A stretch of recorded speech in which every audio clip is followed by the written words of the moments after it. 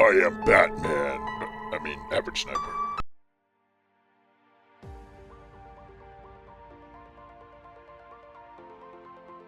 What's up, guys? Average Sniper here. Today I am bringing you a video about my gaming setup. One of the most common questions I get asked is, what kind of computers do you have? What kind of controllers do you have? What consoles do you have? How is your computers and your consoles set up? How is your live streaming set up? Do you have more than one computer to live stream? All kinds of questions. So today, guys, I want to clear all that up. It has been a while since I uploaded a video with my gaming setup, my PC configuration, my console setup, and just all the little nitty-gritty fun details in between. So I hope you guys enjoyed this video about my PC and console gaming setup.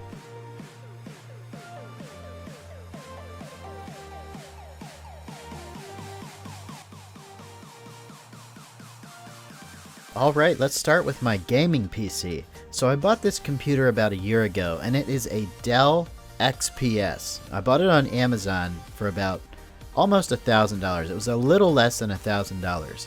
Now I've upgraded a couple parts on it, and that's what I want to talk to you guys about next.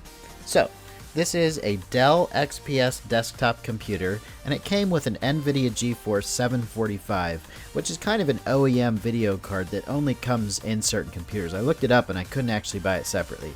While this video card worked to play some games in lower resolutions, it didn't work as well as I wanted. Now, keep in mind, I did not order this computer to be a gaming computer. I ordered a nice fast computer for recording, but then I decided I wanted to start playing games. So I ordered an NVidia GeForce GTX 1070 graphics card. This graphics card is amazing for playing video games in 1080p resolution at over 100 frames per second on ultra settings, and that is what I want. I also had to upgrade the power supply when I did this. I will provide information in the description on where I bought these parts so you can see how much they are in case you're interested for yourself. So basically, I bought a very nice Dell XPS Desktop for a little less than $1,000, added my own graphics card or GPU, and I also added my own power supply because the power supply that came with it was not powerful enough to run the NVIDIA GeForce GTX 1070.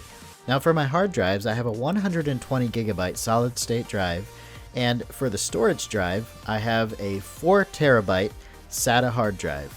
Now these drives did not come with the computer. I did have to order them separately, and I will provide links in the video description. And last but not least, we have the processor and the memory. Now the processor is an i7 6700K processor, which is amazing for playing video games. It's kind of overkill if all you're playing is like one game like Battlefield 1, but the i7 is definitely the way to go for gaming. And for memory, I pre-ordered the computer with 16 gigabytes of onboard RAM. But wait, I'm sure you noticed in some of the pictures that there is another PC sitting beside my gaming PC. Now this other PC is my pride and joy, even though I love my gaming PC. The live streaming PC I actually built myself, and I have a video of building it. I will also put that in the video description.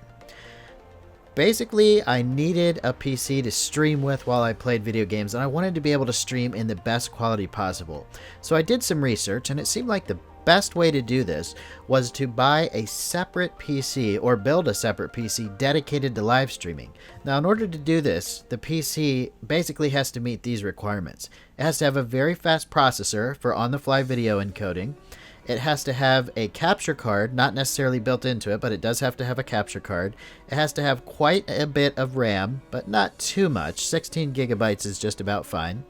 And it has to be connected to your gaming PC through an HDMI cable, which basically goes to the capture card, and then there's a whole bunch of requirements for the software. So this thing I built from the ground up, and I am just so proud of it. So the one thing that this live streaming computer didn't need was a really fancy graphics card. So what I did get for it is a really good motherboard. I believe it's an Asus Z270p motherboard. I got a solid state drive for the boot drive. I got an external USB 3.0 3 terabyte drive for storing the recordings because it records at the same time that it streams. I got an i7 6700K processor, the same as in my gaming computer.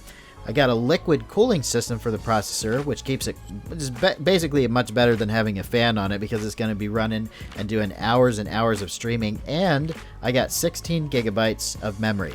All that put together, and we have the perfect live streaming PC that's completely dedicated to live streaming. Now, if you wanted to live stream in 1080p at 60 frames per second from the same computer that you're playing on, you're going to lose some quality, and you're not going to be able to record basically at the same time unless you have a much better processor. So that's why I have a separate PC with all 4 cores of the processor completely dedicated only to live streaming. Now, the way I set this up is with an Elgato HD60 capture card. I tried the Elgato HD60 Pro. I didn't like it, so I put it in my gaming PC for separate use. I like the external USB Elgato HD60. It works great. What happens is I get an HDMI cable and run it from my gaming computer to the Elgato, which is connected to the live streaming computer. It then gets a video and audio signal, which I'm able to stream to YouTube, Twitch, or any other streaming service. It's really cool the way that works. The dual PC setup, one for gaming and one for streaming, is definitely the best way to go, in my opinion. But wait a minute, what about the consoles for gaming? Well, I just happen to have an Xbox One and a PlayStation 4. Now, I came up playing Xbox 360, then I migrated to Xbox One, then I got a gaming PC, then I got a PS4 through a very generous donation.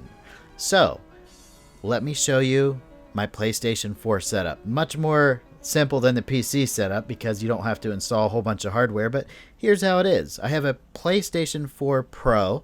I have it hooked directly into my network, and I have a great pair of headphones for it. They are Turtle Beaches, and I have the standard PS4 controller.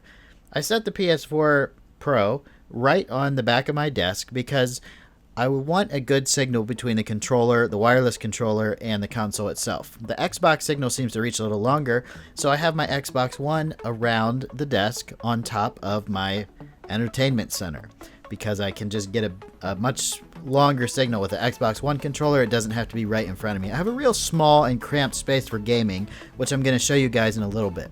So there's the Xbox One configuration with another pair of Turtle Beach headsets. I just like Turtle Beach. I'm not endorsing them or anything like that. I mean, I didn't get paid by any brand. I've always used Turtle Beaches, and that's that. Now for my PC, I have a pair of Razer Kraken 7.1 digital surround sound headset, but that's USB, so that's not going to work with my Xbox One or my PlayStation 4. Actually, it might work with the PS4. I'm not 100% sure about that, but you know, here I go getting off topic. So there's the PlayStation 4 and the Xbox One setup right there. Oh, and one more thing about the Xbox One. That little external hard drive you see on top of it is a 500 gigabyte solid state drive. You plug it into any external USB port on the Xbox One and you will get so much faster load times in the games. It's insane. Now, what about the other stuff you have? Like, what kind of monitor you have? What kind of keyboard? What kind of mouse? What kind of microphone? Are there any other computers?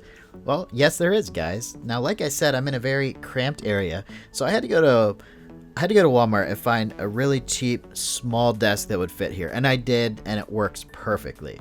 So I'll start with that. I just have this crappy little desk that I love, you know, put together in about 10 minutes, and it's just great. For my monitor, I have a BenQ 27-inch gaming monitor. It's really awesome. I got it on Amazon, 144 hertz, 1 millisecond delay. It's great. For my keyboard, I have a Razer Black Widow Stealth.